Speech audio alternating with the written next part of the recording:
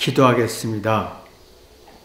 마태복음 5장 3절 심령이 가난한 자는 복이 있나니 천국이 저희 것이며 이 말씀을 전하려고 합니다.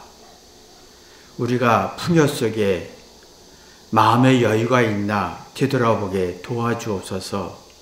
예수님의 이름으로 기도했습니다. 아멘. 하나님 말씀은 마태복음 5장 3절 한 절만 읽겠습니다. 심령이 가난한 자는 복이 있나니 천국이 저희 것이며.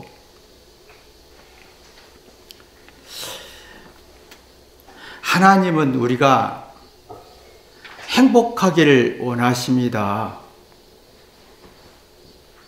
천국도 기쁨이고 에덴도 기쁨이란 어떤 성질입니다. 하나님은 우리가 잘 되어서 행복하기를 원하십니다. 부모도 마찬가지입니다. 자녀들이 잘 되어서 행복하기를 원합니다. 왜 그러냐면 하나님 보시기에 사람이 소중하기 때문에, 부모가 볼 때 자녀는 소중한 존재이기 때문에 복을 받기를 원합니다. 이게 그래서 하나님이나 부모는 우리를 존중하고 높이고 또 자녀를 높입니다. 그러면 내 고통과 스트레스를 풀어낼 수 있는 이성과 지혜가 나오면서 그러면 이렇게 하겠네, 해야겠네 하는 지혜와 용기와 적극적인 에너지가 나오면서 마음을 정리하고 마음의 여유를 갖습니다.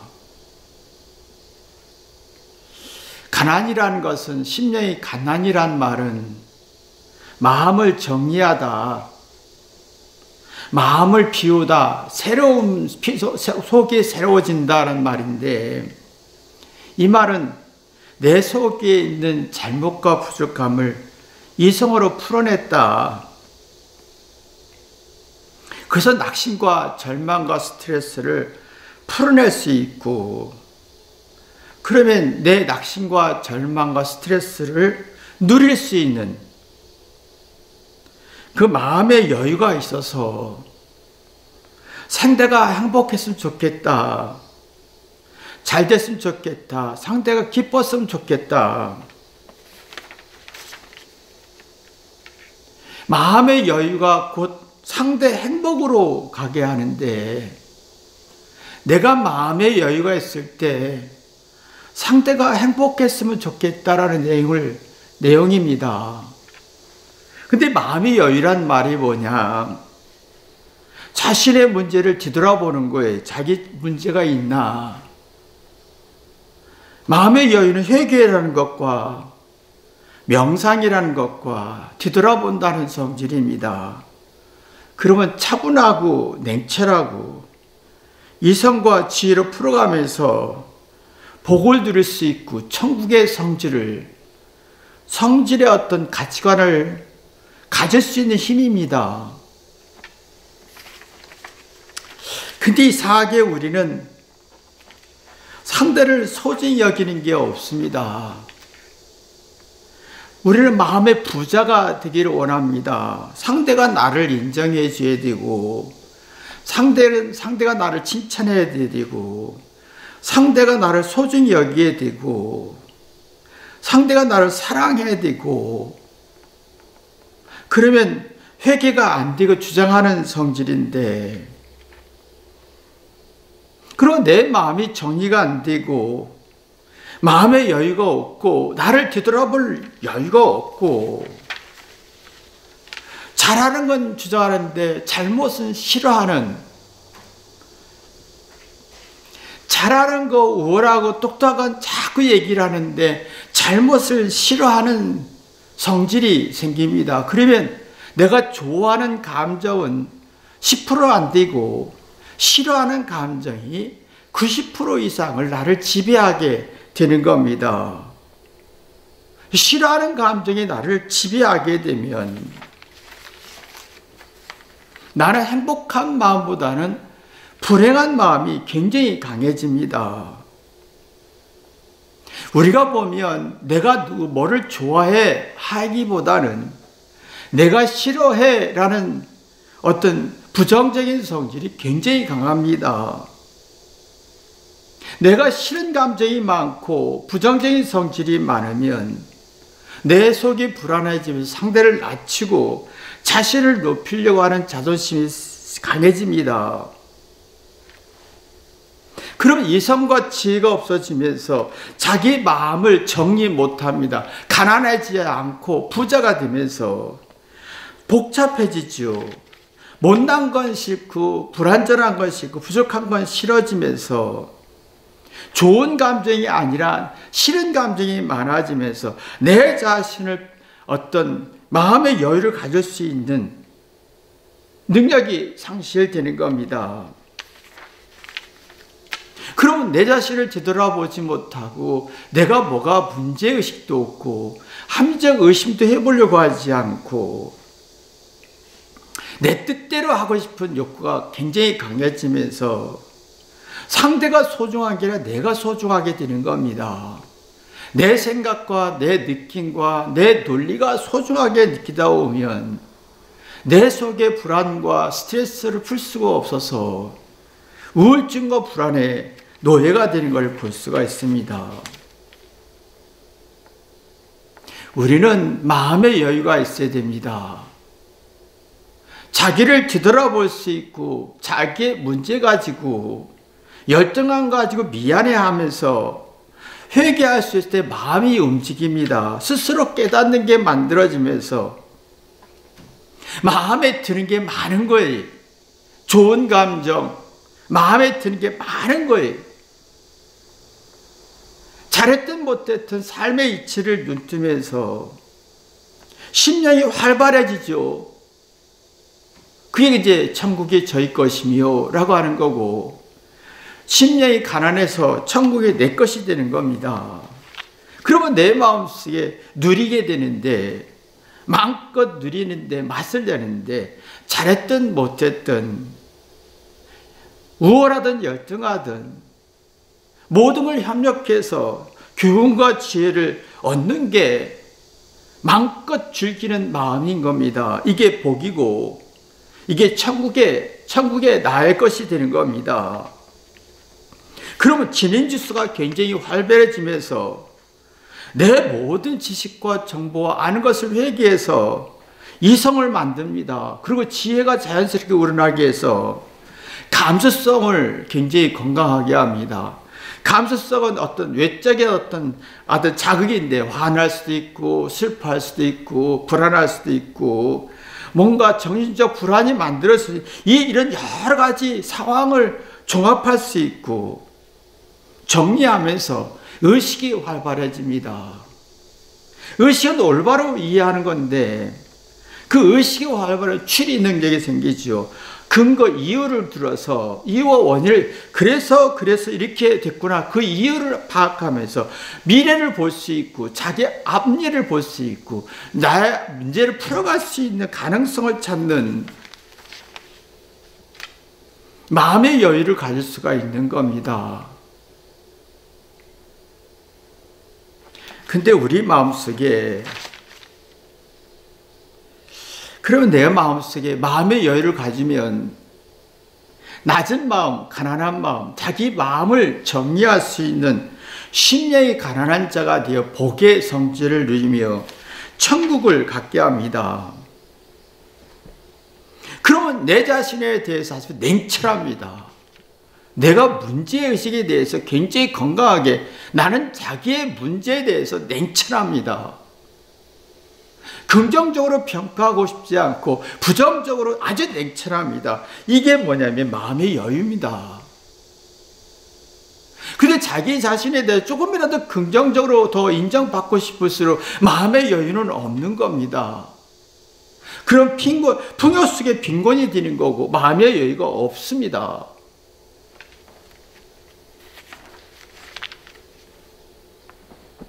그러면 빌보 3장처럼 어떤 상황이더라도 교훈이 되고 배우고 자기 속을 편하게 할 수 있는. 근데 우리 마음속에 우리 마음의 부자가 많습니다. 마음의 여유가 없습니다. 마음의 부자, 마음의 여유가 없다는 말은 내 잘한 걸 주장하고 내 잘못을 싫어하는 성질입니다. 내가 잘하는 걸 막 얘기하고 내 못난 건 두려워하고 그런 마음의 여유가 없고 풍요 속에 빈곤이 되는 성질이 만들어지면서 내 자신에 차분하지 않고 그래서 주장하다 보니까 내 마음속에 꼴불견이 됩니다. 취해지고 내 자신이 취해집니다. 근데 문제는 내가 취해지는데 자신은 모르는데 남은 안다는 겁니다. 나는 모르는데 상대는 알고 있다는 겁니다. 나는 모르는데 상대는 안다는 것은 의식장애가 생기는 거지요. 뭐가 자기 문제점이 뭔지를 모르는 거예요. 내가 상대에게 얼마나 고통을 주고 아픔을 주고 슬픔을 주는지 몰라요.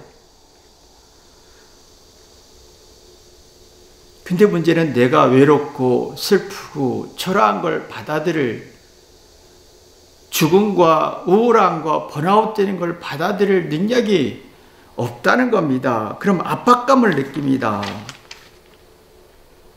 심적 압박감 속에서 스트레스가 많아지면 살이 분별이 안 되고 정신적으로 나약해지면서 마음이 불편하기 시작합니다. 기운이 긍정적인 기운이 없고 부정적인 기운이 강해지면서 누가 조금이라도 아니야 라고 하면 분노하고 억울해하고. 근데 문제는 내 마음속에 마음에 여유가 없다 보니까 애정 결핍이 생기는 겁니다. 사랑을 못 느낍니다. 고마움도 못 느끼고 미안함도 못 느끼고 그런 심리적 기복이 심해지면서 기분이 좋았다가 자기 뜻대로 되면 기분이 확 좋았다가 자기 뜻대로 안 되면 기분이 확 무너졌다가 조울증과 스트레스성이 굉장히 강해지죠. 그러면 내가 어느 누구도 내 마음을 믿을 수가 없으니까 이 불완전한 마음속에 느낌만 믿습니다. 그러나 이해하고 공감하는 능력이 없어서 무시받은 느낌이 굉장히 나도 모르게 내 마음속에 강해지면서 서러움이 많아지죠. 그냥 섭섭하고 서러움과 억울함이 많아지다 보면 상대의 말이 듣기 싫고 그냥 기분 나빠요. 그러면 자기와의 싸움이 안 됩니다. 내 외로움과 슬픔과 늙고 초라함과 비참함과 싸움이 안 됩니다. 그리고 의식이 죽지요. 의식은 깨어있는, 살이 분별할 수 있고 올바로 이해해서 지혜를 얻는 건데 이게 안 되는 겁니다. 그냥 뭔가 불안하고 생각은 복잡하고 마음은 여유롭고 뭔가 정리가 안 되고 어떤 내 문제의 원인과 이유를 찾지 못한 채 그냥 막막하게 답답한 것뿐입니다.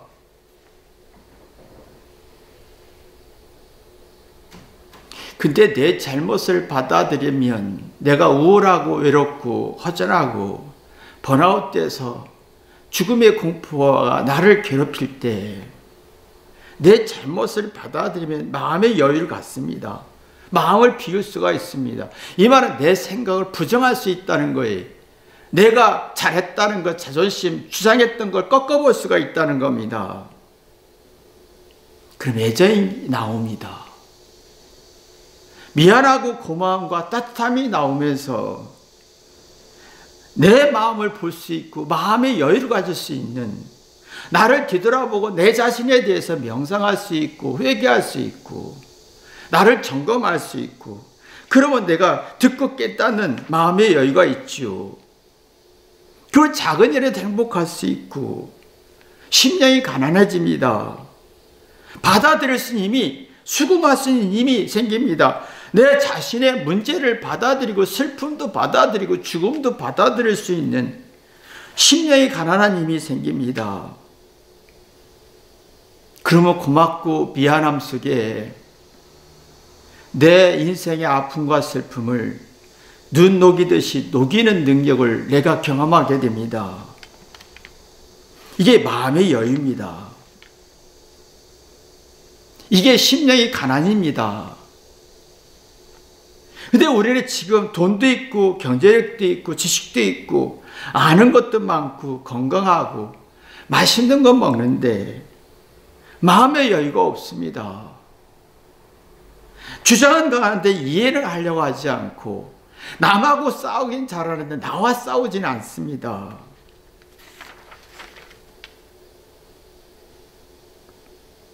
이상하게 나와 싸우지 않습니다. 나와 싸우는 게 그렇게 힘듭니다.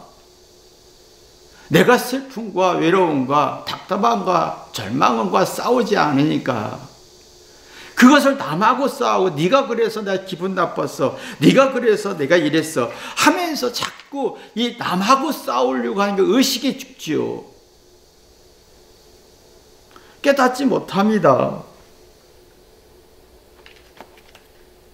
심령의 기능이 장애가 이렇게 해서 내 마음에 내 자신의 잘못을 고치려고 하지 않고 인정하고 받아들이려고 하지 않고 마음의 여유를 가질 능력이 없는 거예요.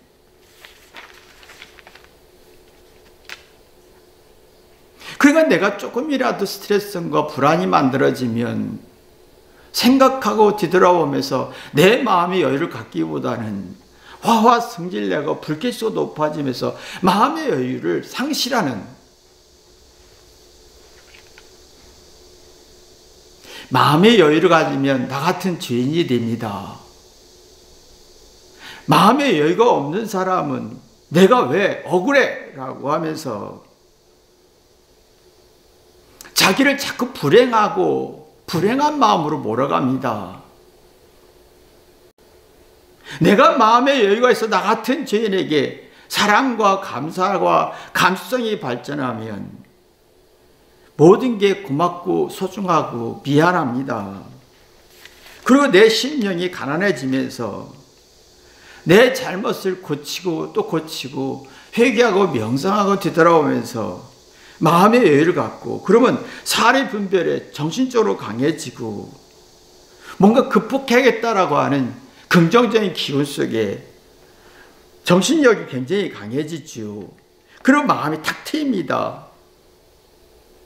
어떤 육적으로는 해결할 힘이 없지만 내 건강이 무너지고 우울하고 슬프고 억울한 게 많지만 마음으로 해결할 능력이 만들어집니다. 마음이 트인다라고 하지요. 어떤 외적으로는 해결할 수 없는 늙고 외롭고 죽음이 가까운 세월에 의해서 무너지는 건 해결할 수 없지만 마음이 트인다. 속이 후련해진다. 마음이 활발해진다라는 거예요. 그러면 카리스마가 나옵니다. 내면의 힘이 나오죠. 소생하는 힘. 내가 육체가 무너질지라도 우울하고 번아웃이 될지 내 속은 새로운 기운이 나옵니다.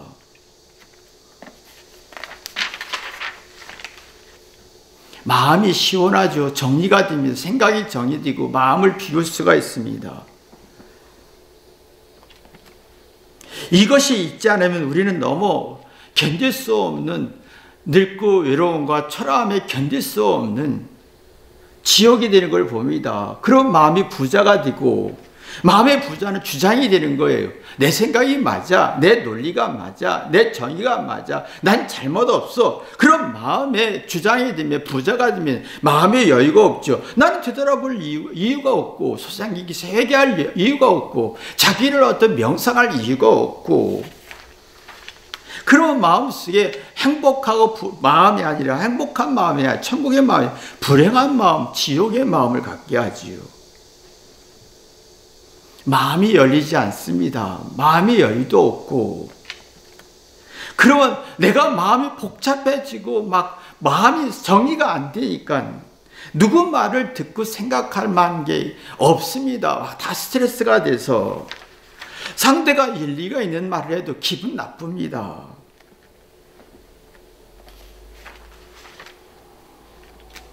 우리는 나이가 들수록 심령이 가난해서 마음이 여유가 있어야 됩니다.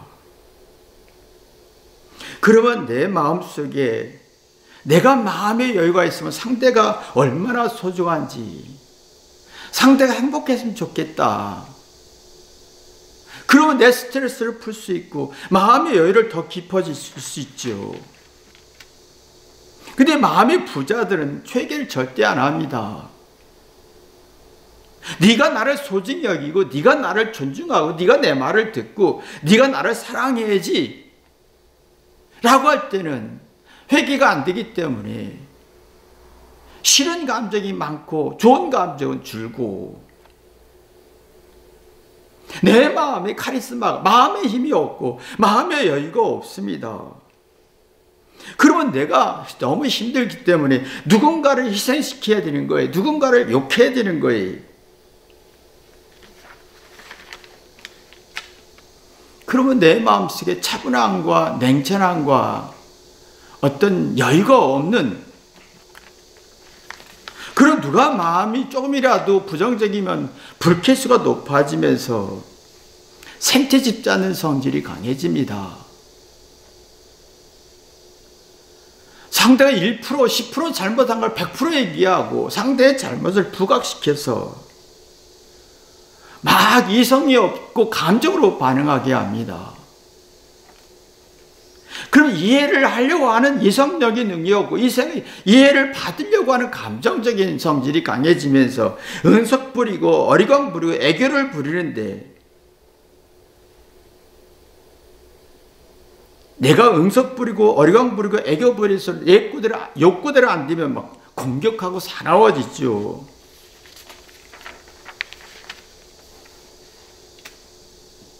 그러면 내 마음속에 여유가 없고 의식장애가 생기면서 뭐가 뭔지 모르겠는 거예요. 뭐가 뭔지 잘 이해가 안 되는 거예요. 그냥 혼란스럽고 내가 왜 죽고 왜 나이가 들고 내가 왜 이렇게 쓸쓸하고 허전한 이유를 모르는 거예요.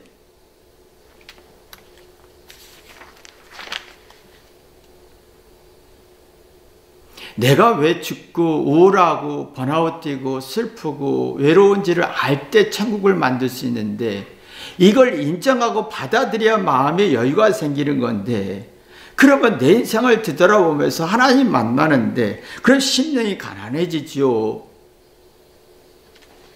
심령이 가난해지면 내가 상대를 존중할 수 있고 상대를 소중히 여길 수 있고, 그러면 내 스트레스를 풀 수가 있고, 내가 싫은 감정이 아니라 좋은 감정이 많아지면서 의식이 살아납니다. 심령과 의식은 같은 건데, 마음인데, 의식이 살아나면 과거로 풀 수 없는 신비한 세계, 영적인 세계, 죽음의 세계, 인생의 허망한 세계를 풀어낼 수 있는 힘이 만들어집니다. 그러면 내가 왜 늙고 죽고 외로운지를 받아들이면서 마음이 흡족해지죠. 이게 천국입니다. 이게 마음의 여유입니다. 그러면 내 마음속에 최선을 다하고 싶은 지성과 절실함이 내 마음속에 살아. 내가 어떻게 마지막까지 어떻게 살아야 할 것인가 하는 의욕이 만들어지죠. 어떻게 마지막까지 내가 하나님의 뜻을 이루고 내가 어떻게 마지막까지 누군가를 위해서 살고 싶은, 마지막까지 내 죄를 회개하면서 마음을 비우고 마음의 여유를 갖고 싶은 아주 절박함이 만들어집니다.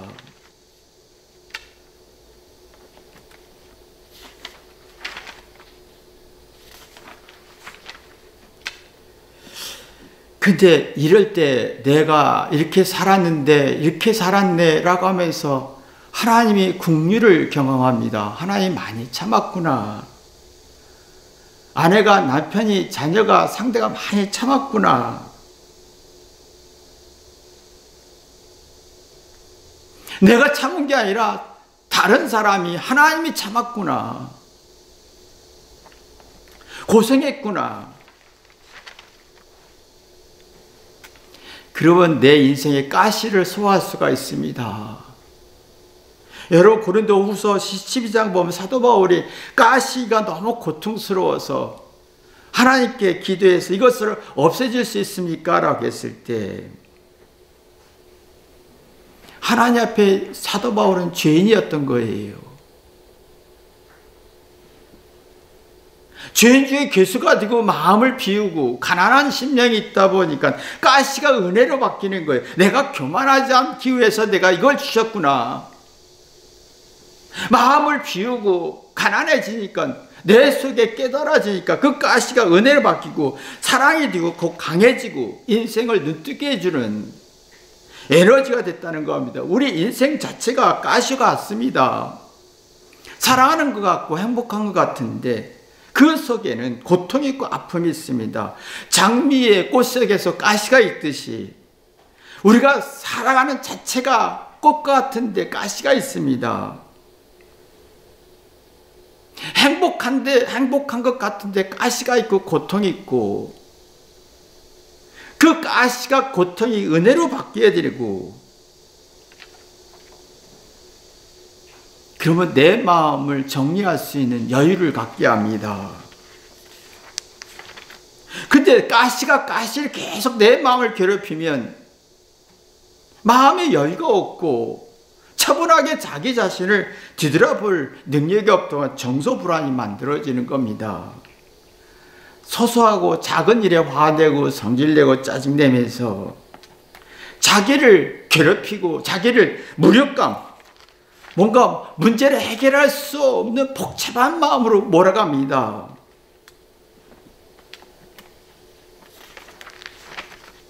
그러면 내가 늙고 외로움에서 다 무서워지는 거죠. 그럼 나와 싸우지 못하고 상대 아내와 싸우고 뭐 조건과 싸우고 자꾸 시비를 거는 누군가를 비판하고 욕하는 소소한 행복은 없는 거예요.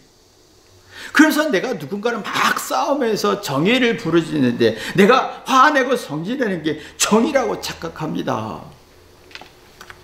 그러면 이런 사람들의 마음속에 감정 조절 능력이 상실되어서 쉽게 흥분하고 저주하고 미워하면서 자기 마음을 비울 수 없고 자기 마음을 괴롭히는 가시를 계속 생산하는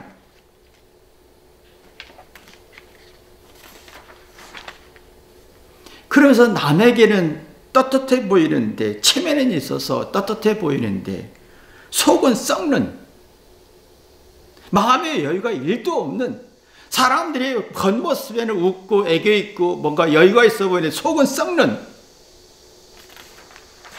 내 마음의 가시가 더 발전하는 마태복음 11장처럼 수고하고 28절 30절 수고하고 무거운 짐이 계속 늘어나는 거예요. 내 인생은 가시가 항상 있습니다. 가시를 풀어내야 되는데 그래서 마음의 여유를 가져야 되는데 그래서 예수님이 내게 오라. 예수님의 사랑으로 회개해서 내가 깨닫다 보면 내 고통과 가시를 풀어낼 수 있고 그 마음의 여유를 가질 수 있고 인생의 아픔도 소화할 수 있는 힘이 있다.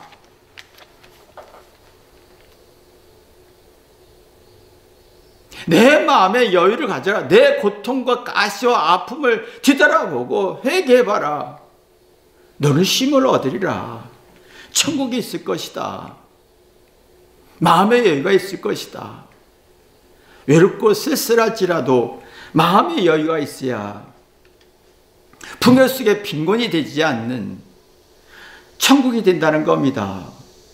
여러분이 이러한 축복이 있기를 주님의 이름으로 기도합니다. 기도하겠습니다. 하나님 아버지, 왜 예수님은 심령이 가난한 자는 복이 있나니 천국이 저희 것이라 하신 이 말씀의 뜻이 내 마음속에 살아 움직여서 힘들고 지치고 고통스럽고 가시 같은 인생 속에 천국을 경험할 수 있도록 축복하여 주옵소서. 예수님의 이름으로 기도했습니다. 아멘.